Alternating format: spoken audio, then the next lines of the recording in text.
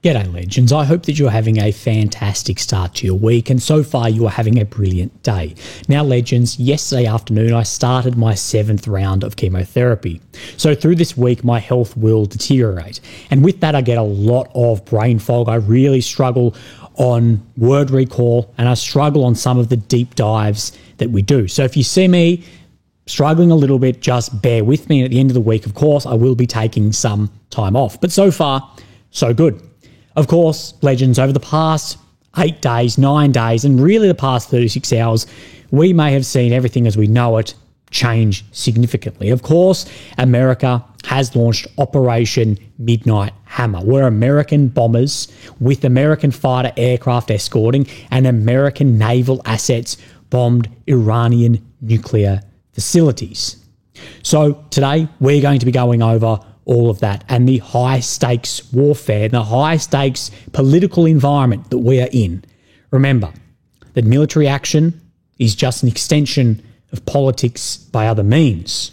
And you'll often hear me talk about war as an organism or as an orchestra. And if you push somewhere, you may feel it somewhere else. And you can add and subtract little bits and pieces to change the symphony of which you are hearing and the direction of this. So we're going to go over just the foundation of what was Operation Midnight Hammer and how it unfolded. We're then also going to look at a number of satellite images and look at what the battle damage actually was on these facilities. Now, I know everyone's saying that they are completely destroyed, but with this, I want to look at the topography, where especially Fort Dow is, look at the concrete that it has, as well as the rock that it has, the pressure of those versus these then mass ordnance penetrators, something we've spoken about now for a couple of weeks about can these realistically destroy this facility. We'll look over imagery of that to go over a number of bits about that actual facility. We need to talk about, as I said, the high stakes warfare we're in and what happens from here. What happens as far as hybrid warfare? Where do other states sit? Where does Russia sit? Where does China sit? Where does Pakistan sit? Could we see intelligence operations? Could we see other state actors, malign state actors, take advantage and exploit what is going on at the moment? Because, of course, well, it's going to be non-attributable to then them if it is done by sleeper cells or agents or services. Of course, all of these love plausible deniability. Then we're going to go over the Trump administration, his reasoning behind these strikes, how his voter base is seeing this, how there are fractures definitely appearing, and what may be the future here as well. We have a lot to go over. My introduction, I know, is long, but it doesn't sum up a lot of what we are going over either. So what actually occurred? So the 21st of June, or the early hours of June 22, at least local time, US bombers, these B-2 Spirits, they struck then 3 targets in Iran with naval assets supporting follow-on strikes. The primary target was the Fort Dow Nuclear Enrichment Facility, the one we're going to talk about at length coming later in this video, but we have spoken about for about 2 weeks now. At least the week and a half since it's been going on, but we had a video before this happened specifically looking at that facility. The secondary targets were Natanz and Isfahan. So a lot of the information we have is based on this diagram. Now, this diagram could be incorrect, so I apologise on that. But at least from this, it appears that 7 B-2 Spirit bombers, which is about 40% of the 18 currently airworthy, attacked the facilities. The total mission time for these B-2s was said to be 36 to 37 hours with multiple refueling missions while airborne. Each one of these aircraft carried 2 GBU-57 mass ordnance penetrators or bunker busters. These were said to be then escorted by F-22 air superiority fighters and F-35 multi-role fighters to give more situational awareness and security to these aircraft. Once those initial gravity mops were used, the US Navy from surface and subsurface vessels fired a reported 30 Tomahawk missiles. That will be for surface level targets.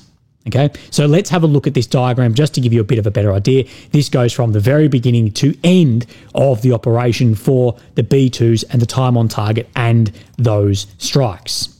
Now, what actually is the damage? We'll go into this a little bit more, but President Trump said the US strikes on Fordow and 2 other Iranian nuclear sites, Natanz and Isfahan, had been successful and that facilities had been completely and totally obliterated, sharing on his truth that Fordow is gone. Iran, they confirmed that these areas had been hit and called the attack a violent act against international laws, but did not comment on the extent of damage. So far, some of the comments on the damage we've seen is people have said it has been minimal. At this point in time, we need to wait out on any further confirmations on the damage. What we look for is photographic evidence of the damage, as well as then long-term, do we see effect on battlefields or an enrichment of this also? So a good example of this is when we see an ammo dump go bang and it's a spectacular fireball. Yes, we can say that's been exploded, but we need to look at, does it then affect the ability to get weapons onto the front line? And that's how we really assess it. And is this going to affect then the nuclear enrichment for Iran? The UN's nuclear watchdog said it had not detected any increase in off-site radiation levels at the 3 Iranian nuclear sites following the US attack, which is very interesting for some of these areas as well.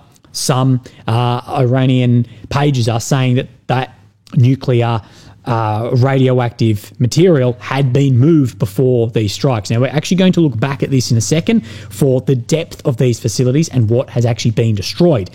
These were some of Trump's comments after the operation took place. He thanked and congratulated Prime Minister of Israel, Bibi Netanyahu, as well. Netanyahu, he released a statement in English and Hebrew, and you can see how happy that he was. We worked as a team, perhaps like no other team has ever worked before. We've gone a long way to erasing this horrible threat to Israel, saying it has been erased. He talks about then the military members that took place in this, and he said, well, we will no longer need their services in this capacity, well, hopefully. With all that being said, it cannot continue, and there will either be peace or there will be tragedy for Iran far greater than we have witnessed over the last 8 days.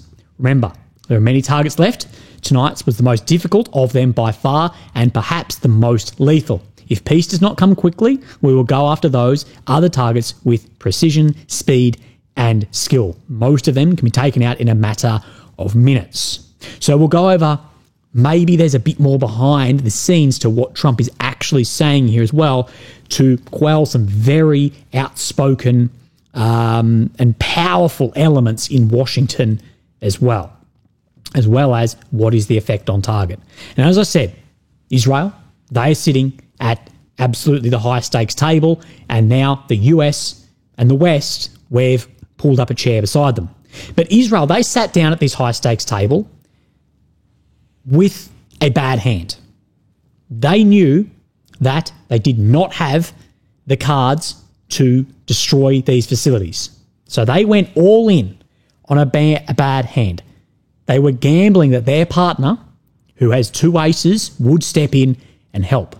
They opened this with the full knowledge they did not possess the bombers or the weapons that could even knock over a teacup in some of these facilities.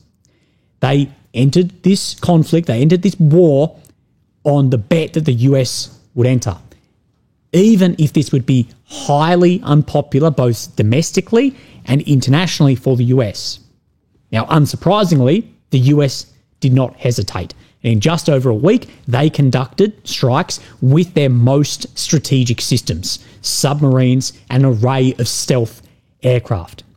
Now, you can never judge the success of action while there is still, literally, dust in the sky. As I said prior, you'll wait for further effect.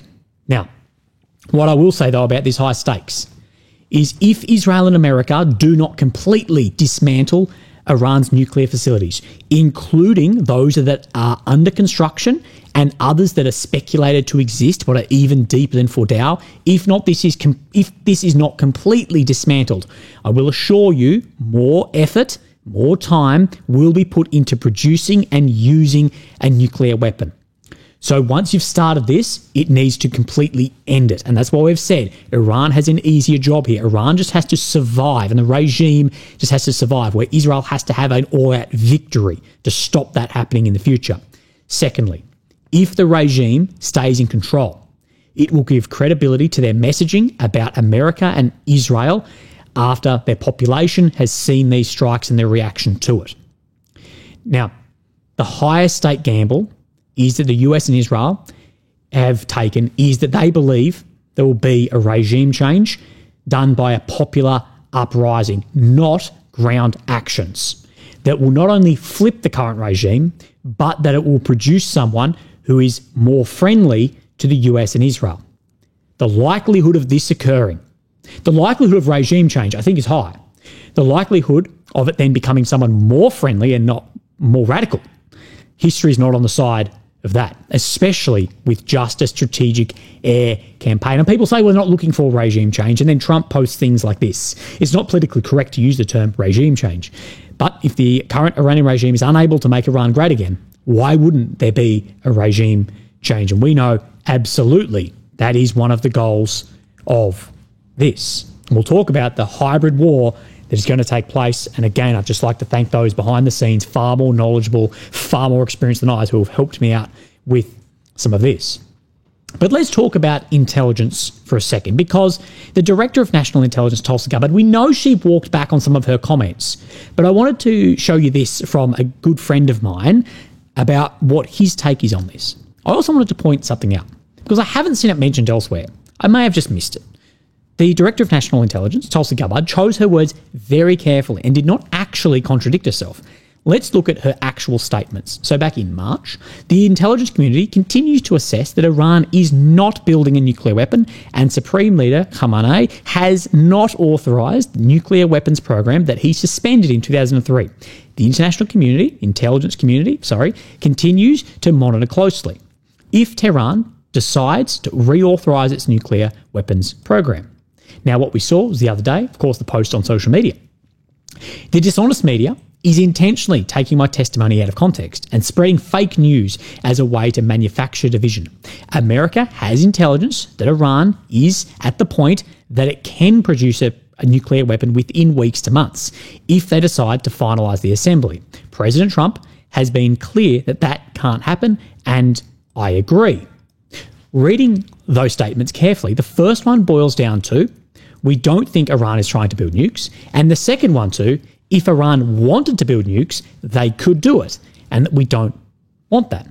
Critically, in that second statement, she does not say that Iran is trying to build nukes, just that they could if they wanted to. I think she's trying very hard to sound supportive of Trump while letting us know that her first statement still stands. The intelligence community continues to assess that Iran is not trying to build nukes. So I guess, what do you think? And he goes on to something else I touch about all the time. Statement 1 is about intent. Statement 2 is about capability. So there's no direct contradiction. And what do you always say? That propaganda is more about how you present data than about the data itself. And I talk about this all the time.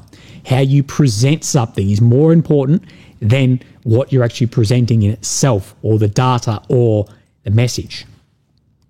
But there's a lot of concern, at least behind the scenes, maybe not in the mainstream media, about hybrid warfare, exploitation of this situation that is unfolding. And I had a fantastic conversation with a few close friends of mine who are incredibly knowledgeable on unconventional warfare, unrestricted hybrid operations, and they sounded some alarm bells, okay?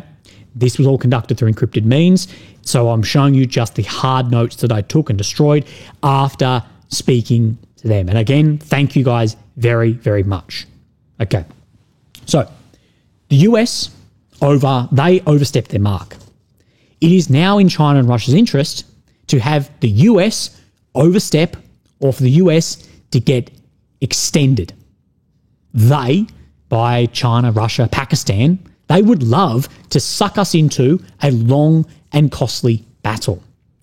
Further, they made comments on this war with Iran is nothing like Iraq or Afghanistan, significantly more powerful, significantly more difficult. But They're saying that they would love to get these countries, I'll say us in this, overextended in long, costly, bloody war that they are out of and providing then some level of proxy or hybrid support into. Also commented, what is stopping a state giving a warhead and suggesting it was an Israeli intelligence failure that didn't pick up on one produced? Israeli intelligence already missed the biggest attack against their state of October the 7th. And the intelligence to gather on a nuclear classified weapon is far more difficult to get than comparing to this huge build-up of October the 7th. So there would be plausible deniability. Is it plausible that Iran does have a nuclear warhead? It is plausible. Intel tells us that they don't, but what they're getting at here is what if one of these malign states can transfer that and go, and we never did it, they must have had it. You've said that they're days away from it. Maybe they have.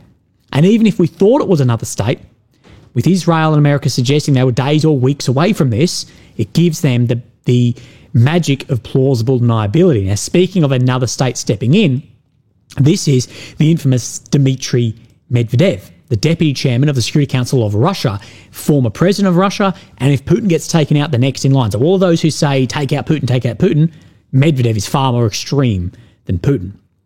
What have the Americans accomplished in their nighttime strikes on 3 nuclear sites in Iran? 1, critical infrastructure, the nuclear fuel cycle appears to have been affected or sustained only minor damage, okay? That's what a lot are saying. But I want to go down in here and just have a look at some of the interesting parts of this.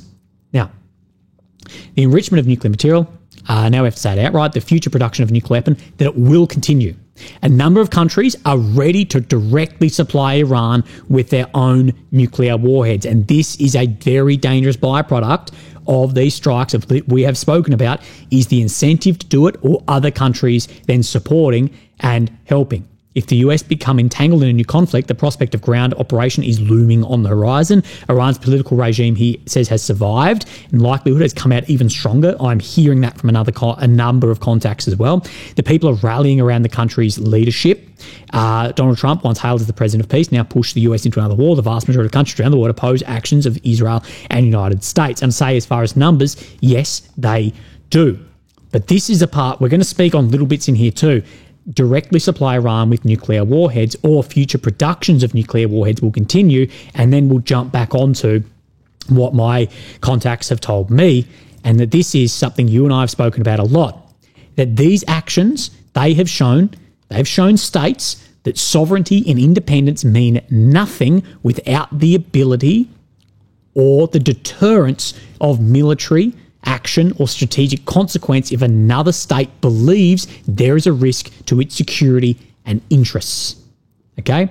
So for Russia, they did not care about Ukraine's sovereignty or independence because they believed that there was an imminent security threat, therefore within themselves justified that action. On the same hand, of course, different regimes, administrations, but same level of thinking is there is an imminent security threat here, so we then do this.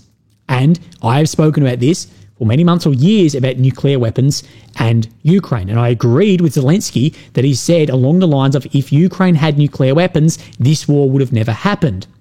As well as, if Russia didn't have nuclear weapons, NATO would have intervened. And I agree with that. But the same can be said now, that if Iran had nuclear weapons, this would not have occurred. And I speculated then, and I'll do it again now, that this has cemented for me why we will not see fewer nuclear weapons in the world. There is now more incentive than ever for states to either hold on to the ones they've got or to develop their own. And actions like this are drawing more and more clear lines in the sand over who is and who is not considered friendly, who is and who is not allowed to do X or Y, or which system is or is not the system allowed. And the axis of upheaval, the axis of evil, they have been further cemented, in my opinion, as well. So, again, it is really drawing some lines in the sand. And of course, exploiting situations here, speaking about overstep to get extended, that it's in China and Russia's interest to get, especially America, extended in something like this, go read the 2019 RAND article about extending Russia, and you will see they could do a similar playbook here. And the way you do that is then give Iran enough to continue fighting for a long time, or draw then other states into some ground operation. Okay. Now, this is all comments my friends. Now Iran, they see the United States as fair game. We do believe there may be splinter cells or sleeper cells within the United States and the West. Remember how I've said that some missions, they're carried out by some, but enabled by many. So remember when that Russian ship sank in the middle of bloody nowhere, and it looked like a limpet mine had taken it down. And I spoke to a couple of contacts and said, well, it's carried out by some. It's carried out by the Ukrainians, but enabled by many behind the scenes. And this is the thing. Could we see enabling of non-attributable attacks by foreign players? Ministry of State Security, China, SVR, the International Security Service of Russia, or others? Could we see enabling of this to then have further actions maybe in the US, maybe in the West, because Iran is now seeing this as fair game. And maybe it's further enabling of them to have more successful actions. Again, we don't know. We saw the success of Operation Spiderweb. This is from my friends. And believe that it was executed by Ukraine, but that it was enabled by many. And many online will suggest that it was MI6 who was really the enablers helping with this, but the execution on the ground was by Ukrainian intelligence teams. Of course, this had a huge impact on Russia's strategic bombers and the optics of then the Russian VKS, their air force, and their strategic capability. A similar event could be carried out with obvious incentive. Of course, Iran now see US mainland as fair game, and players who would support or then be enabled. So you have, of course, the ones executing it, but then behind the scenes with an amount of plausible deniability too. Obviously, you can see how states could be interested in exploiting Iran to weaken the US. So you could absolutely see how other players in the world, the other great states, could have incentive to suck us in, as said, to get extended in another long and costly, very unpopular war. There would be, I was very, very young for Iraq, but it would be even more unpopular because it's on behalf here. Iran is finding out, due to the success rate of Israeli air defences, that missiles are not great return on investment. They use a lot of them, and the Israeli air defence is highly successful on those strikes, although more are getting through. From a friend, in this scenario, I think it is likely we will see the use of agents, proxies, extremist groups to conduct more terror operations or intel operations, potentially supported behind the scenes. Why would we see them go conventional? It makes no sense for them to step into a conventional war. Unconventional war plays to their strengths while lengthening the war and increasing the cost. Think of the support, Western support, American support to the Mujahideen when the Soviets went into Afghanistan through the 70s, and how that extended, costly, and of course the impact that had on eventually the fall of the Soviet Union. China was watching this American operation very closely, and we have shown our hand. Firstly, the capability of the mass ordnance penetrator is now known, and what bunker specifications need to be to hold up to these weapons. Secondly, B-2, F-22, F-35s were in the air, and the likelihood of further gathering intelligence on these aircrafts, their movements, their radar cross-sections, all of that has likely improved also. As well, from another friend, that Israel's in strife. He says Israel has 4 main power stations. They are hugely reliant on water desalination, turning salt water into fresh water. And he says this is their Achilles heel. They are, of course, reliant on US government support, from air defense to money to business to everything. Hugely reliant on this, of course, with the amount of dual passport holders as well. And says this is a long-term issue with new generations, and new generations who are not super pro-Israel coming into government over the next decades. that the government in Israel, this is talking Israeli politics, is unpopular. Israel is internationally very unpopular, and historical sympathy is now non-existent in many states. They're also caught in an endless, unconventional war with Hamas, with no sign of ending. That is very costly. And remember, it was going to go on for weeks, and now it's gone on for years. No sign of that ending. They will fight till the end, and further radicalizing more as it goes, that they are stuck in this as well. And they're using huge amount of costly and rare air defences.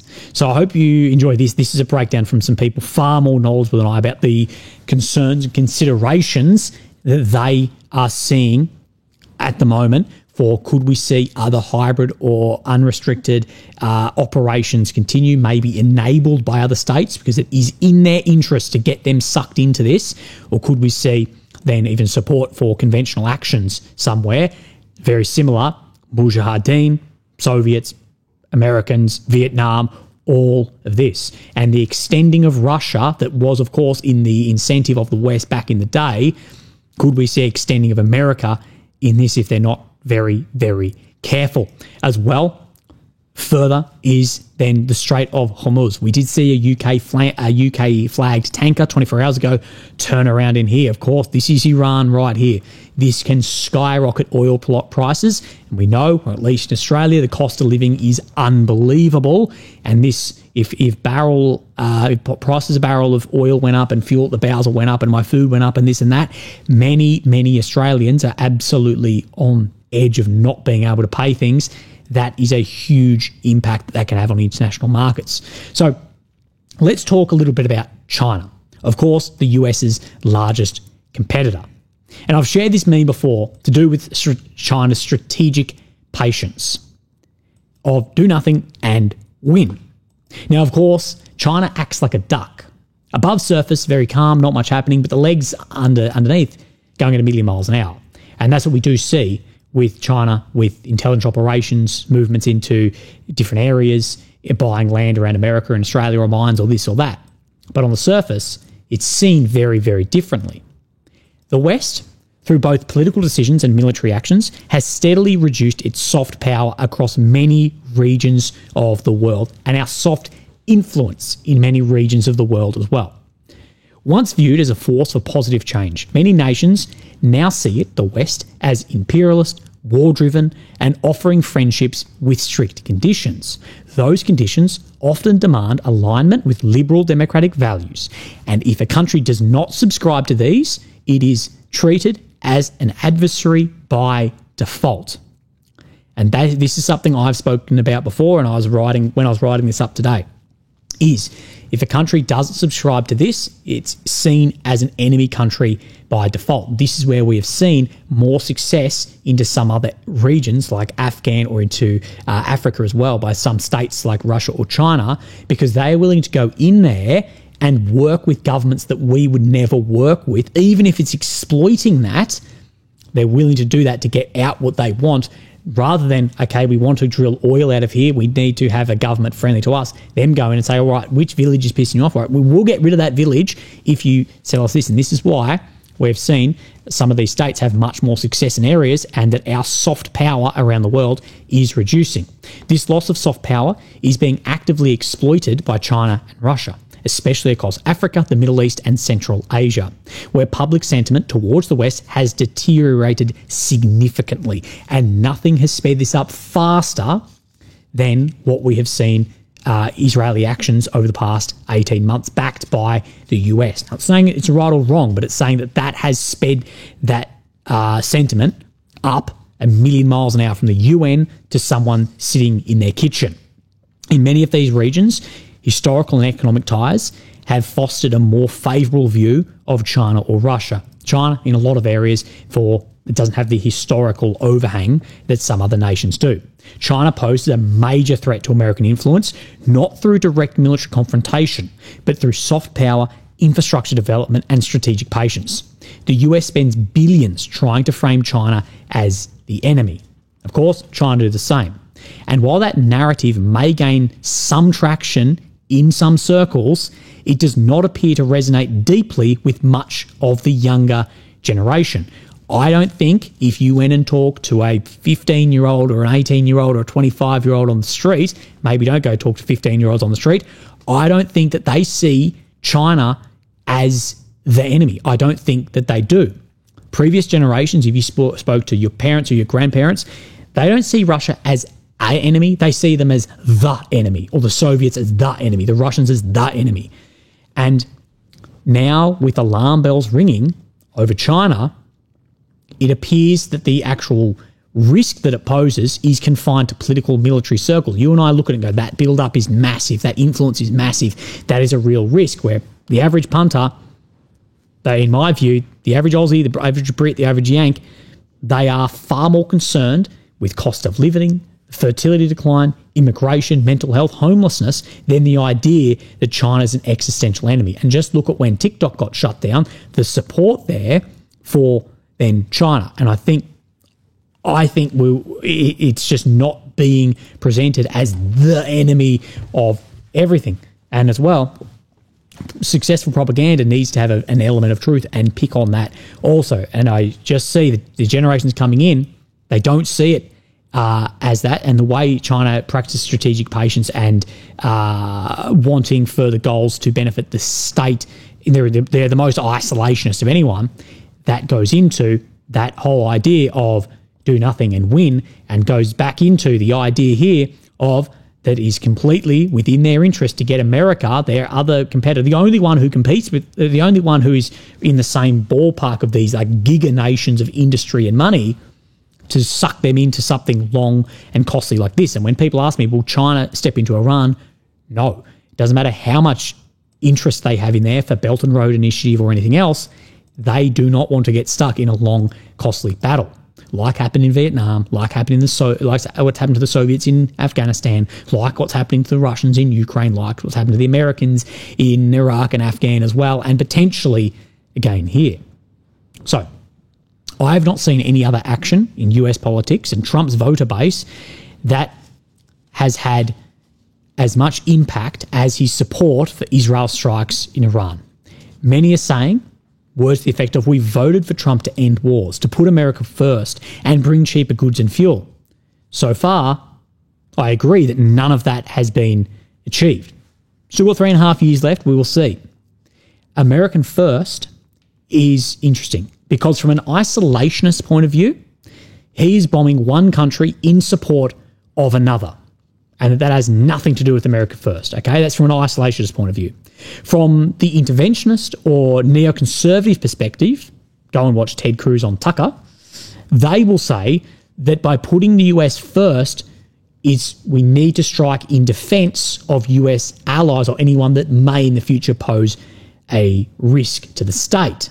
So in this capacity, this regime could be seen as a target for America because that is putting America first, okay? It's a bit of the lens you put it through. And of course, in America, you have the absolute extremes of interventionism and then isolationists as well.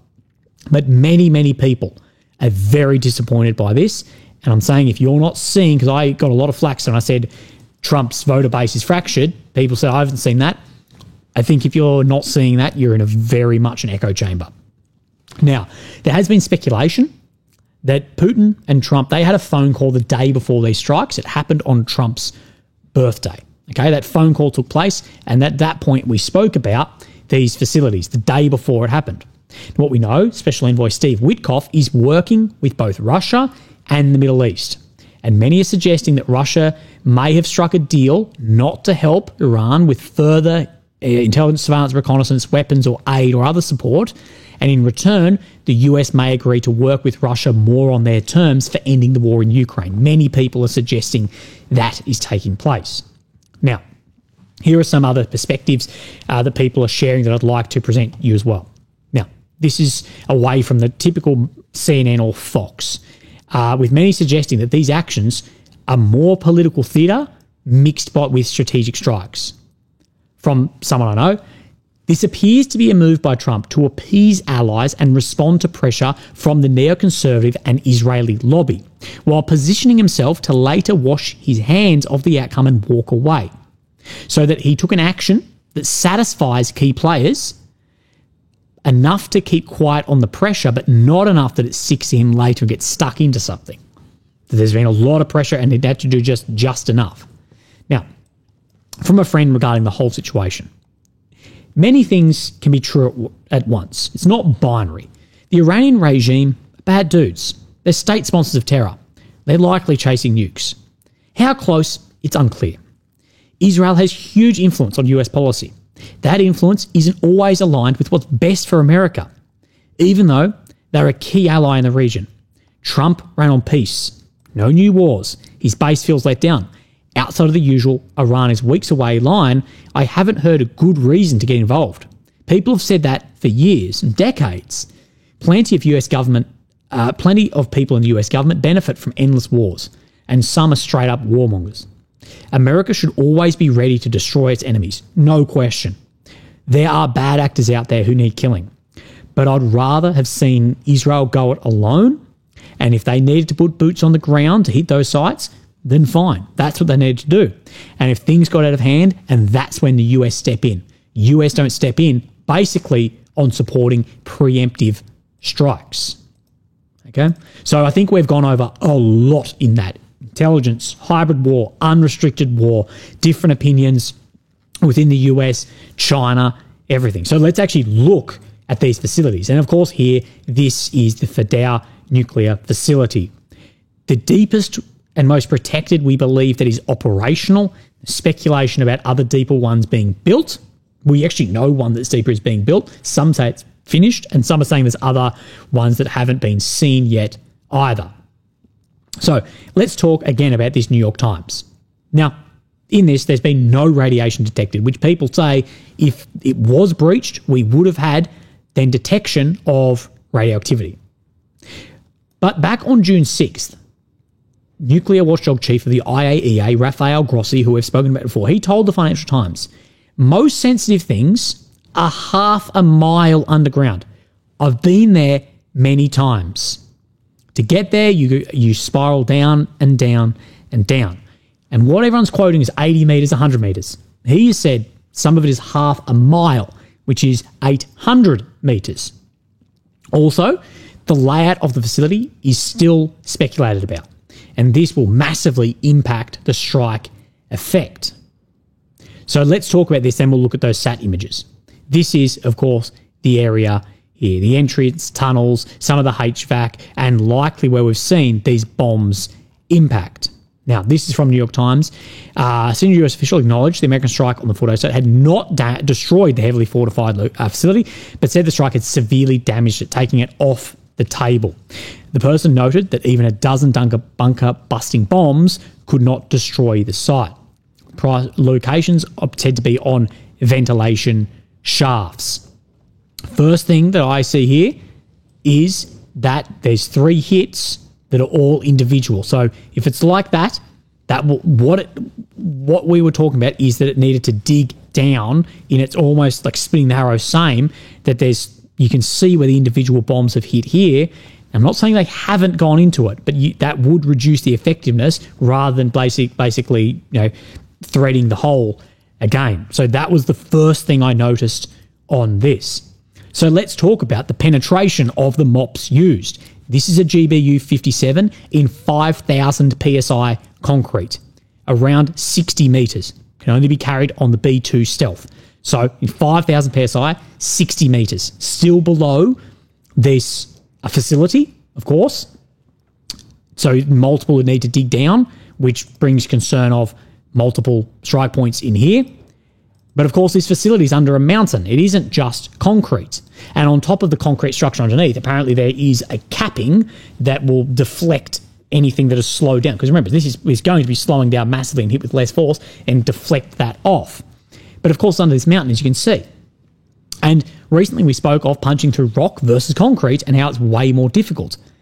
The mass ordnance penetrator has an easier time punching through concrete than rock because rock is naturally denser, it's less uniform, it's often more brittle, and it causes the weapon's energy to disperse unevenly on impact through the whole mountain as well.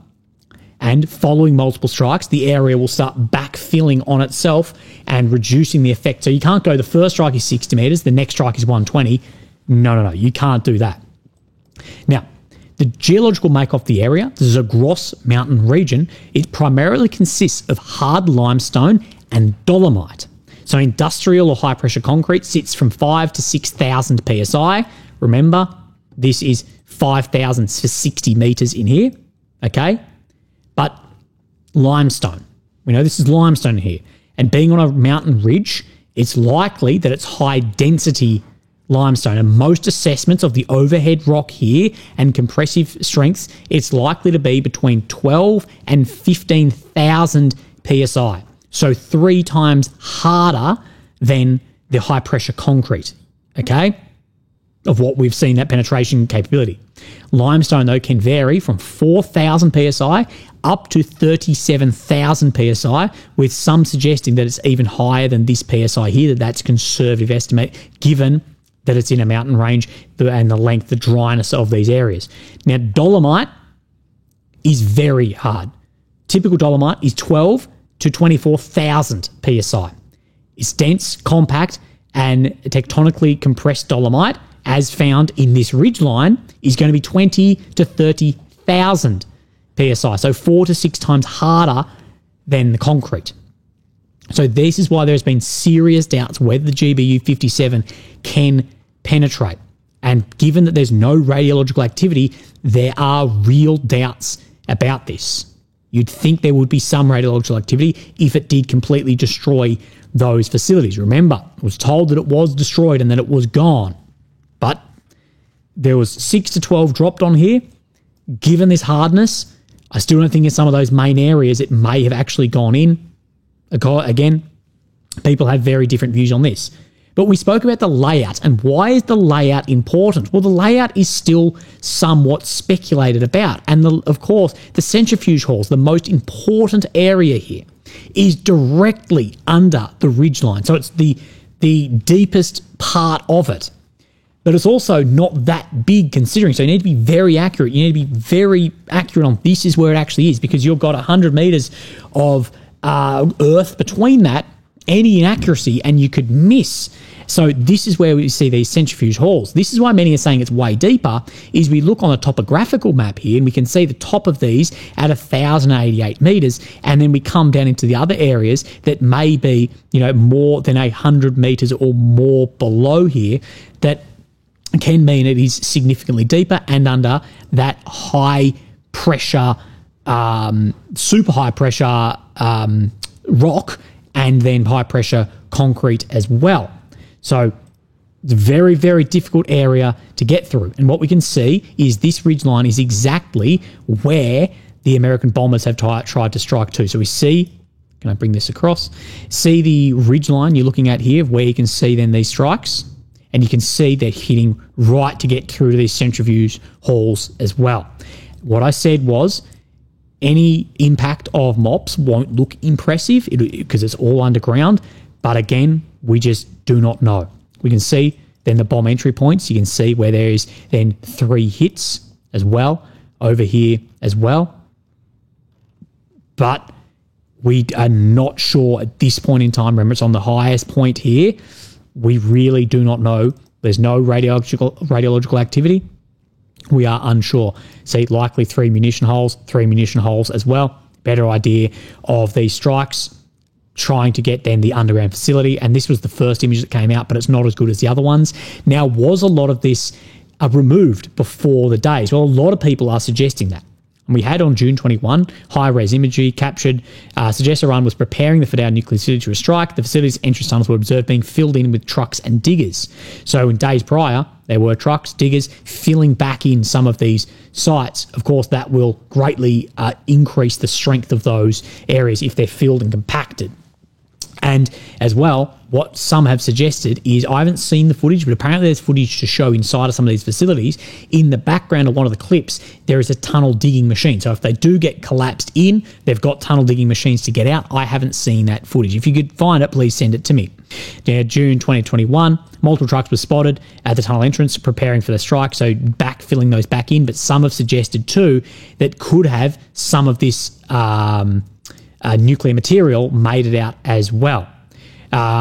Foote entrance tunnels were filled with earth before the attack. Nothing moved. So nothing moved during, and these are filled back in here as well, not strikes on the entrance point. So again, maybe that material was moved. People have suggested that.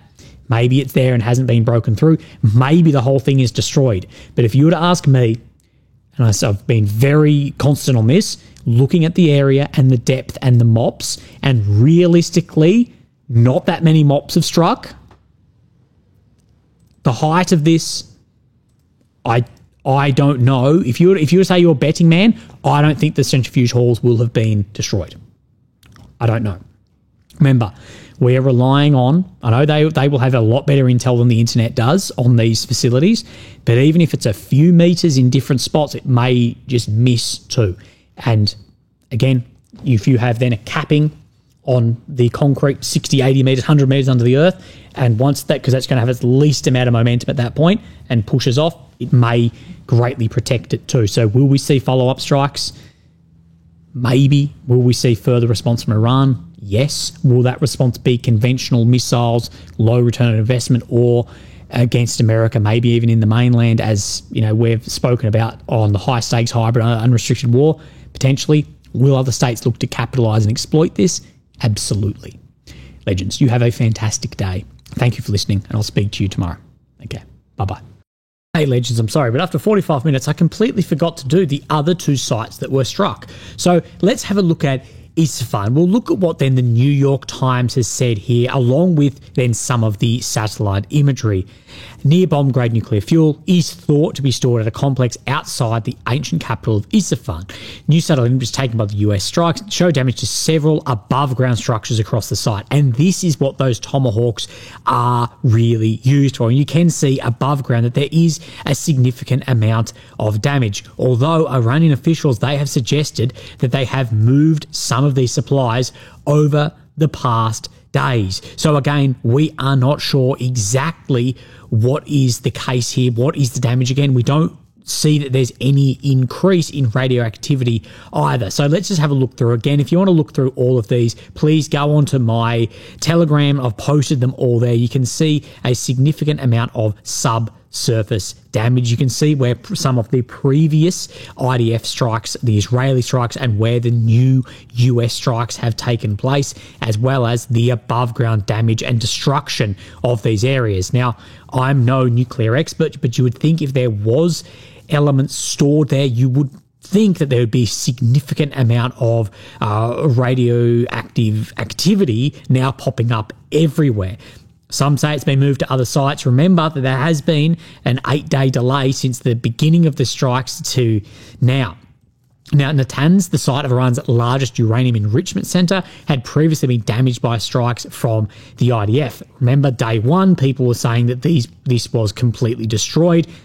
It hasn't been, because America has then struck it. So those people on day one, they'll never take accountability, but don't worry about that. They've targeted then the underground enrichment halls. So you can see where there has been previous strikes back from 2020 and then Israeli strikes, but then you can see what appears to be nothing because it's underground. Again, the above, it'll always look lame above ground, but all the damage is below ground, where you can see where these mops have likely entered and punched through the ground. So again, to get a battle damage on what is this, we really, really don't know. We know that the Atomic Energy Agency, the IAEA, said that strikes had destroyed the electrical infrastructure at the plant, and the loss of power might have damaged the centrifuges there. So again, we do not know, and we'll wait out on further assessments, further images, confirmations as well. Remember, confirmations always have incentive, but again, we will see what this brings in the coming months, weeks, months, and years. Okay, thank you, Legends.